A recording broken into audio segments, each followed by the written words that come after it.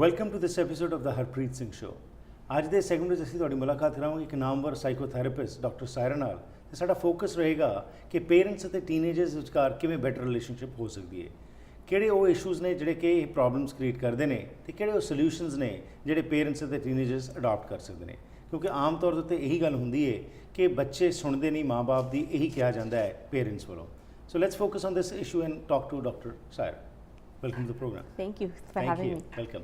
You're a psychotherapist. I am. So tell us a little bit as to what is the job of a psychotherapist? Good question. So to keep it simple, we help people with their problems. So you've heard of counselor. So a psychotherapist usually has more credentials than a counselor. Right. And not only do we help with the problems, but we actually look at where are those problems coming from. Right. Especially if they're reoccurring over and over and over and we're not able to solve them on our own.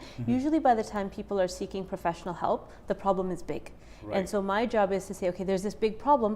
I don't want you to ever have to seek help for it again. Right? So we actually go deep, pull out the problem by the root, and then it's done, hopefully. Great. Talk today would be focusing on parents and teenagers. Wow, teenagers. As children grow, parents start having that wow moments, and in this changing world, things are changing at a very fast pace.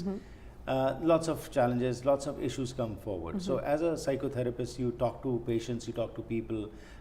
What are the major challenges, what you observe are coming forward between parents and teenagers? So the number one thing I would say is that the parents feel like they can no longer get through. Right? They're doing what they've always done with their children, and suddenly the children are rebelling. They're not listening. They're distant. They're unavailable, and that's very, very confusing for parents. They don't understand why is this happening. Right. And so what I want to tell you about today is why is this happening. So we know about the brain, and we know that the brain develops in different ways at different stages of a child's life. Right. And there's one really, really important part of the brain right here in the front called the prefrontal cortex. And that's the part of the brain, I call it the captain, the part of the brain that helps the child to make decisions, to think for themselves. Right. So if you think of a very small child, 6 or 7 years old, you have to tell them, put your coat on the hanger, put your coat on the hanger, put your shoes away, every day we're telling them the same thing. Why? Because they don't have a captain. There's nobody up there telling them themselves, okay, I can put my shoes away, okay, I can have a bath for myself, okay, I can brush my teeth. Right. At about the age of 10, this captain starts to form. So even before the teenage years. So suddenly at the age of 10, children are starting to look at their parents and saying, I know you're telling me to do this, but why are you telling me to do this? Right. But at 10, they're still young enough that they're respectful, they're listening, but they're observing. From 10 to about 13, they're observing their parents. If the children see a disconnect, that the parent is telling me to do one thing, but they're doing something different. The parent is telling me to be kind, but after the guests leave, the parents are gossiping about the guests. So the child starts to see there's a disconnection here. What the parent is telling me and what the parent are doing are not matched. Okay. And when there's a disconnection, children will often turn away to now their friend group. Right. And say, these people, and it's not conscious like, oh, these people are no good, but it's unconscious. They start turning away and saying, there's something missing here. Let me see what my peers have to say. Okay. So in the age of now 13 to 17, the most important voice for those children is the voice of their friends. So what can parents do about this? Now that is a point, because at this period, before this period, the parents have been telling their children and the children have been listening, and that command position is there. Right. But now when that why comes forward, and when a child starts asking questions to the parents as to why he or she should do this, that's a point when parents also get antagonized and they say, what's happened to the child? We are losing that grip. Right. And that's a point when, what they can do from your experience.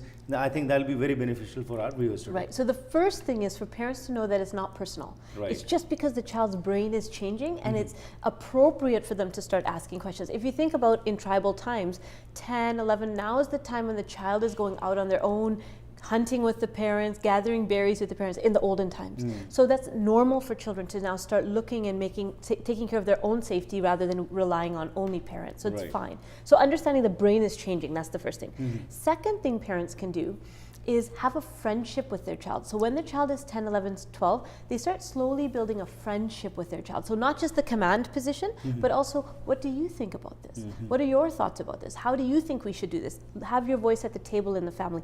The parent has to be in charge. We need that structure. Children feel safe actually with that structure, but it's important to have that voice at the table.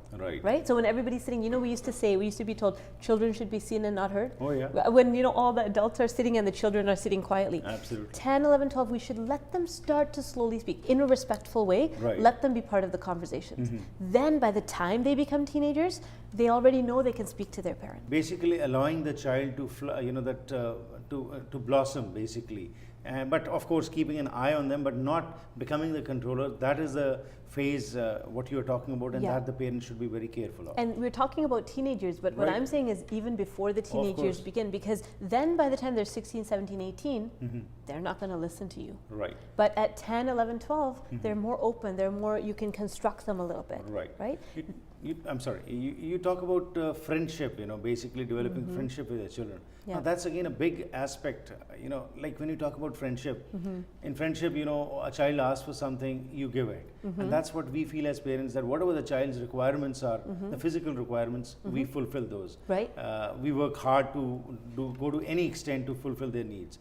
But when it comes to their emotional needs, when it comes to their other needs, probably we're not understanding. So over here, how can parents come forward and try and also become friends with their children? It's a great question. And on my way here, I was getting ready, and my son is homesick from school, so grandparents are watching him. I was rushing, and he said, "Can I have a hug, Mama?" I said, "I'm in a rush." He said, "You're never too busy for a hug." And that moment, he's only 7 years old. It stopped me.